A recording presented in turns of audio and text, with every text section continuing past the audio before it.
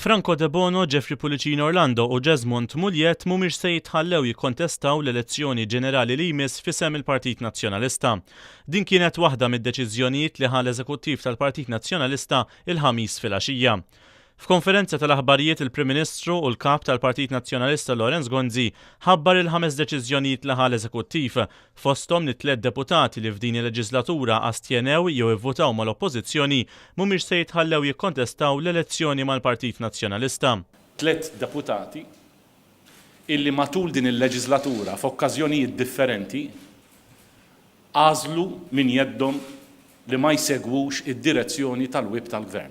U f'dal-4 snin u nofs allura jew astjenew fuq voti differenti u ta' importanza differenti matul din il-leġislatura, jew saħansitra ivvutaw mal-Oppożizzjoni f'żewġ okkażjonijiet.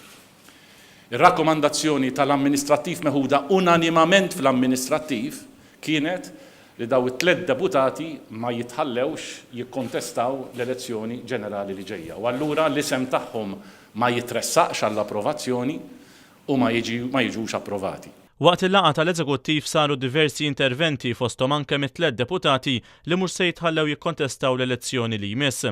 Il-Prim Ministru spjega li min imur kontra d-direzzjoni tal-wib tal-partit m'għandux jistenna li jkun kandidat mal-istess partit. L-Eżekuttiv tal-Partit Nazzjonalista konferma li t-talba ta' Jeffrey Pulicino Orlando kontra Richard Kakija Caruana se tiġi diskussa fil-laqgħa li jmiss tal-Eżekuttiv nhar it-Tlieta li ġej. L-Eżekuttiv approva wkoll mozzjoni li tispjega l-proċedura ta' kif se tinstema' t-talba ta' Jeffrey Pulicino Orlando, inkluż id-dati ta' meta jistgħu jitressqu x-xhieda.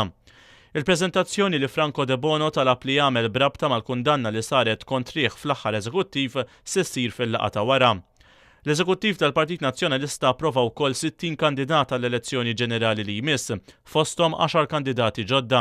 L-10 kandidati l-ġodda jinkludu lill-professur Albert Fenek, lil-Sur Gejtu Vella, jinkludu lil-Tabib Mario Rizzonaudi, lil-Antoine Borch, Claudio Grech, in-Notar Ian Spiteri, is-Sur Manuel Delija, is-Sur Markentini Sammut, is-Sur Ryan Kallus u Dottoressa Therese Kakija Komodini.